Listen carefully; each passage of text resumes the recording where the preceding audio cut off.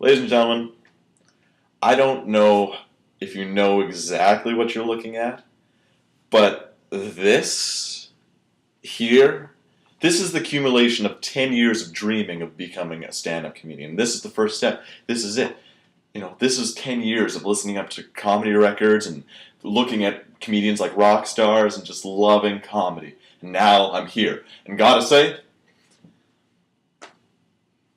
pretty disappointing for everyone. Got to say, you know, I don't, but we'll see what we can do. I don't know how to get into this bit, but I'm just gonna say, God hates fags. Fred Phelps. I think Fred Phelps gets a lot of bad publicity for that. I think what he's doing very admirable because I think people forget that words have different meanings in different places, and I think they forget that he might be doing it from a European perspective. And so this is just his idea of an anti-smoking campaign. Because, in Europe, a fag is a cigarette. So next time he comes on the TV and goes, we're going to go stomp out this fag, don't worry. He's just talking about quitting smoking. But of course, God doesn't hate fags. That's ridiculous. God has more important things to do than worry about who you stick your dick into. Like, making sure gravity still works and making sure there's not too much dark matter in the universe. And making sure a kid catches a pass at a high school football game. That's the stuff that God is there for. He doesn't care who you love. That's Cupid's department. They don't want to mix it. The Easter Bunny's coming too, so, don't worry about that. But, Fred Phelps thinks he's going to get into heaven, and I think even if he did get into heaven, he'd be pretty disappointed, because if heaven is like anything, it's like a gay bar.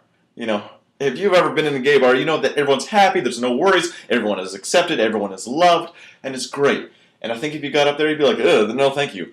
But he's not going to get up there. He's going to go to a special circle in hell where for eternity, he's just going to get butt fucked, by like the gayest demons ever. Demons that are all waxed and ripped, and they have like nipple rings, and they're just going to fuck them. The nipple rings are like attached to like their taint, they're just butt fucking them, and it hurts, and they don't use lube, and then they switch off with like gay Nazis, and they're just like Eiffel Tower them, and then they come in his hair for eternity. And that's what's going to happen to Fred Phelps, because he's a fucking asshole.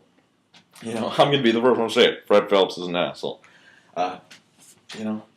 Because God doesn't care about who you love, because who you love is supposed to be very special. And I find myself being in love now, and I'm crazy about her. I think you know that you're in love with a girl when you start jerking off to her non-sexual text messages. Like, he'll be standing in line and just... I can't say the line. You'll just be standing around and you'll get a text and says, I miss you. And you're like, oh, yeah, I miss her too. I miss her hair. I miss her body. I miss being close to her body.